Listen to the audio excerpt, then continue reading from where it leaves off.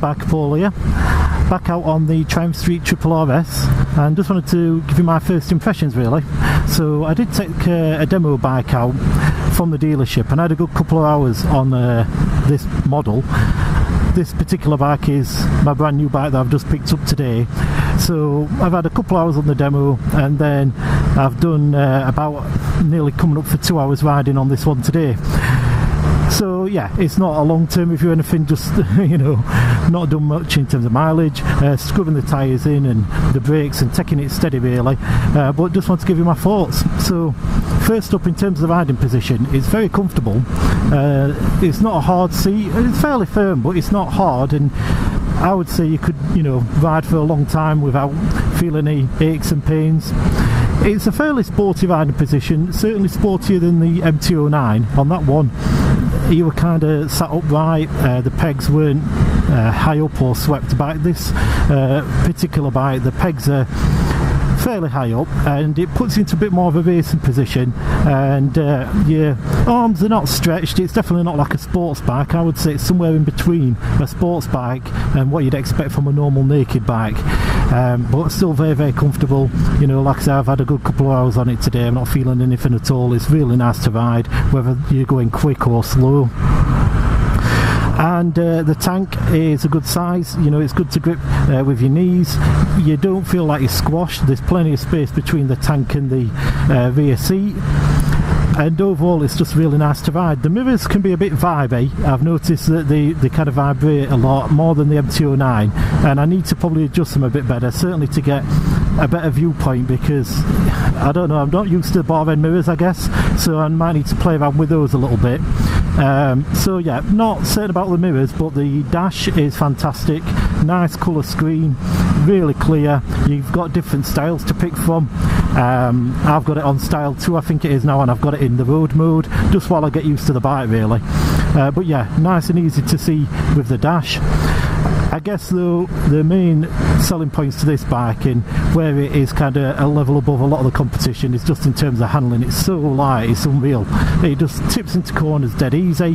The tyres, even though these are brand new tyres, they just give you loads of confidence, the Pirellis, and it's just beautiful to ride. I mean, the brakes are so strong, these Brembo brakes. I've never had Brembos on a bike before. I've test ridden a few that have had Brembo brakes, but yeah, just out of this world. They just stop it pretty much instantly. Awesome brakes. And then you've got the suspension, so you've got the Showa adjustable big piston forks at the front, and then the Öhlins STX40 at the rear.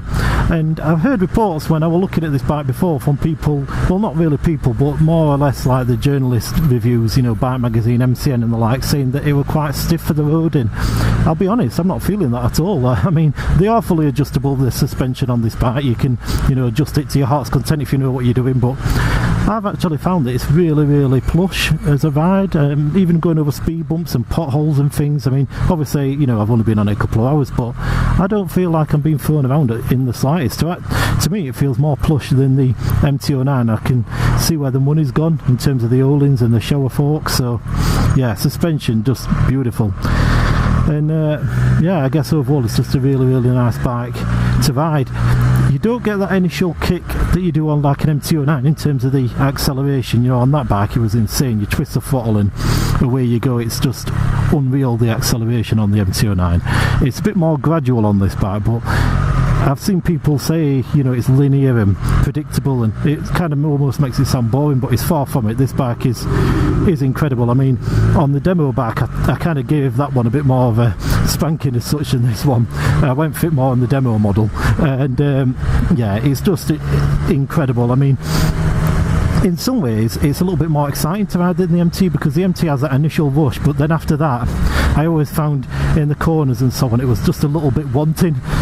Didn't seem to be easy to tip into corners quite so much as this bike, and that's one of the reasons I went for this particular model, was the styling.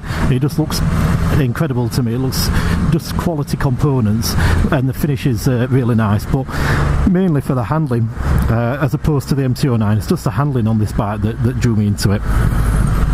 And yeah, MT-09, I'm not going to knock it too much because, especially for the base model that I had, for the price I paid, it was, you know, such good value for money. It had all the electronics and it was just a great bike. And obviously you're paying a lot more for this bike over the standard MT-09. I know you've got the new SP and so on, but it's definitely a different type of power and acceleration. The MT-09 is what I would say a hooligan bike. It just kicks off straight away and it's, you know, wanting to wheelie all the time. This one, it builds up to it, but the exhaust sounds amazing on this bike. It's different to the MT. The second generation MT I had, it was fairly quiet, to be honest, but this one sounds unreal. And even on just a stock can, it sounds incredible. And it actually makes it more entertaining to ride because you're almost going for, you just want to build up the revs and kind of short shift it a bit to hear the exhaust note, and that in my mind makes it a bit more exciting because that, like I said, with the MT, it was just all about that initial acceleration, blasting down the straights and, you know, then slowing down for the corners, and it just didn't handle that well in the corners for me personally, whereas this one, you build up to it, but when you get into that mid-range, it just sounds amazing. The induction, the exhaust note, everything about it sounds incredible. So yeah, very different bikes I would say to the MT, but it depends what you're looking for. I mean, this is more compact as well. I'd say the MT physically is a bigger bike, and I'm quite tall, so maybe I look a bit ridiculous on this, I don't know, but I don't really care because it handles so good. And yeah, it's nice to get back to Triumph. I never had any problems with the Yamaha, and I would definitely recommend it. You know, it's an exciting bike, the MT-09, and that's why it sells so well.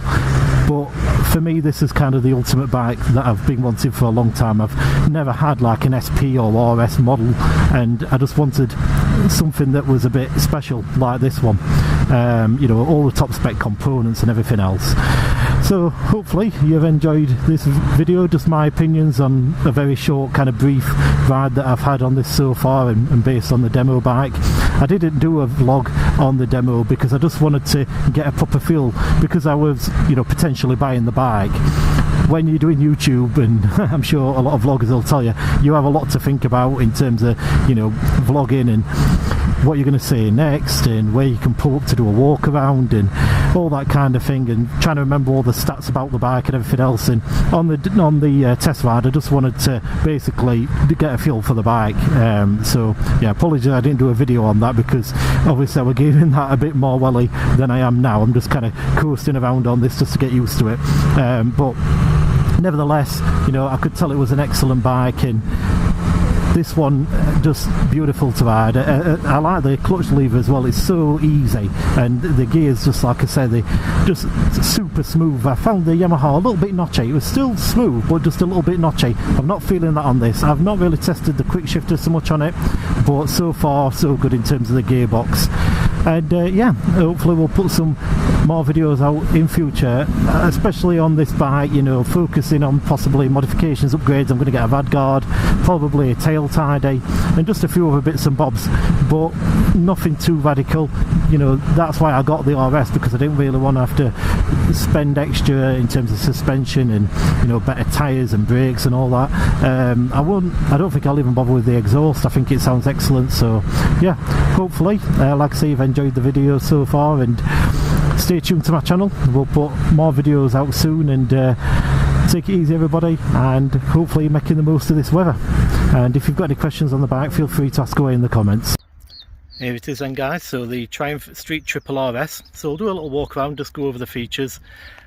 This is on a 21 plate, so it's brand new. I'm still scrubbing the tyres and the brakes and everything, but the changes that Triumph made were actually done last year to the bike. That includes these new air intakes, an exhaust with 2 cats now to meet carbon, Euro 5 regulations. It's got this carbon fibre kind of tip here, which is a little bit different. There's some new tyres. So these are the Pirelli Diablo Supercorsa SP3, and yeah, to me it looks absolutely stunning, the bike. Obviously everyone's opinion in terms of styling is different, but for me I just love the looks of it. So yeah, we'll go over it. So triple cylinder engine as per Triumph's popular style of engine, 765cc, puts out 121 brake horsepower. Maximum torque is 75 Newton meters of torque at 9,350 RPM. And the suspensions, this is really what tempted me into looking at this bike and taking it for a spin. It's top class suspension. So you've got the Showa fully adjustable forks at the front. You've got the Öhlins STX 40 at the rear. You see that there.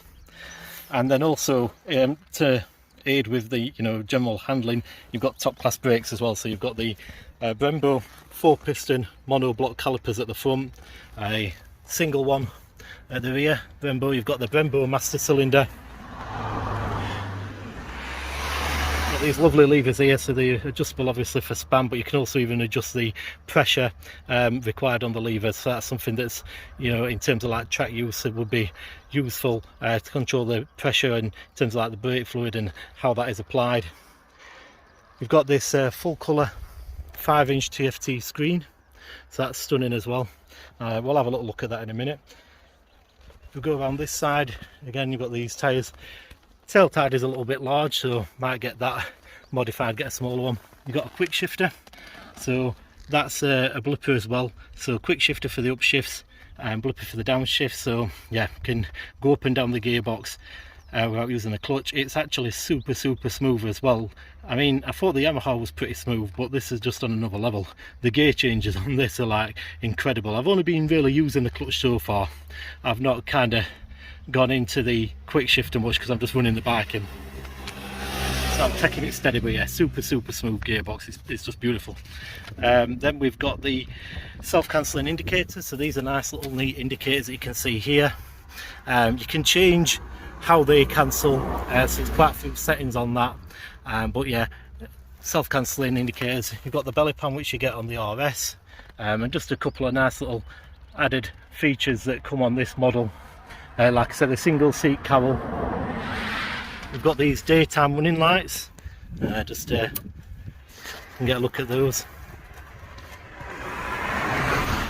Yeah, looks stunning. Nice little LED running lights there at the front.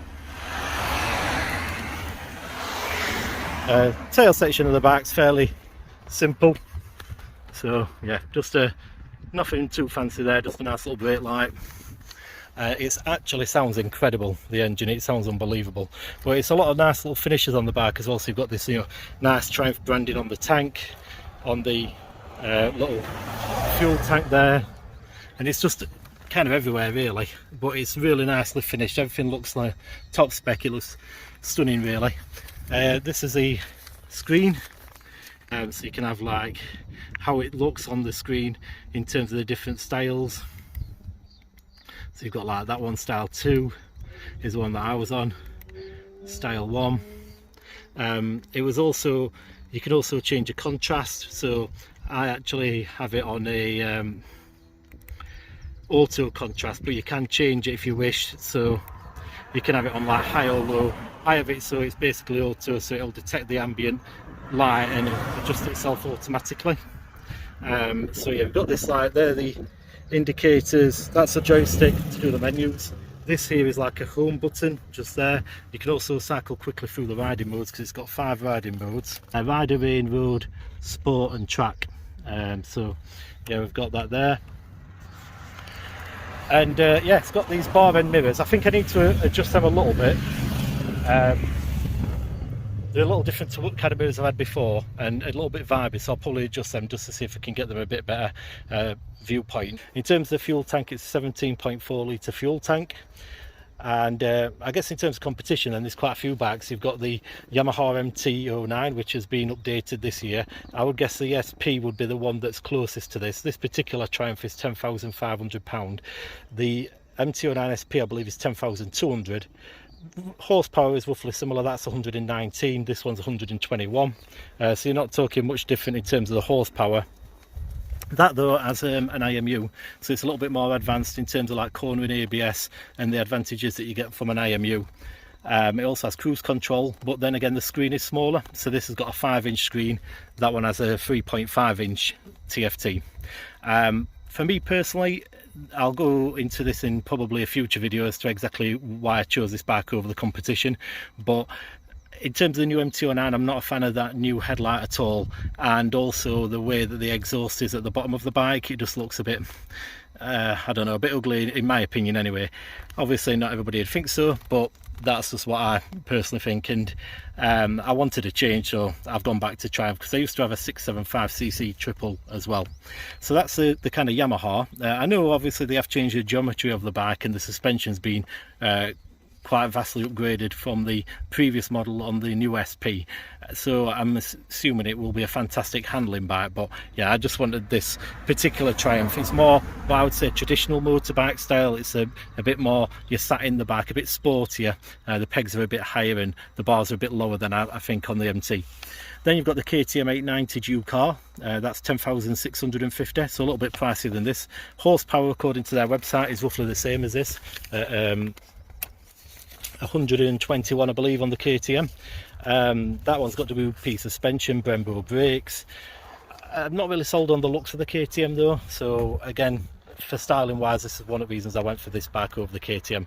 But I have heard good things about it in terms of how it handles. People have said the engine's fantastic, but yeah, just the looks mainly, but also I'm not 100% sure on reliability. I've heard a few reports about KTMs before, so you know, I might be wrong on that, but I'm sure people who've got that bike might comment on this video and say it's fantastic. And if you have got it and it's brilliant, then you know, I'm chuffed for you, because it does look a good bike on paper in terms of the spec of it. It's just that from a styling point of view, I preferred this particular one. And then you've got the Kawasaki Z900, which puts out a little bit more horsepower, 125 horsepower. The price on the Kawasaki is 9,149, so it's actually less than this, the Yamaha and the KTM. That one's a 4-cylinder and it's super smooth. I took that bike out. I've got a video on my channel where I did like a test ride last year on that, and it's a lovely bike. For me, it felt a little bit more compact than this though, and I think paying the extra on this is worth it in terms of the better suspension and the brakes. You do get more electronics on this as well. The Kawasaki is fairly standard other than ABS. It has a TFT screen, but the suspension and the brakes I think are just a level above on the Triumph. So yeah, hopefully you've enjoyed this little walk around video, and as always, feel free to subscribe to my channel if you've not already. We'll be doing plenty more videos on this Triumph Street Triple RS, and if you've got any comments, ask away. If you're looking at this bike, then I would recommend it based on what I've ridden so far on it. But yeah, feel free to ask away if you have any questions.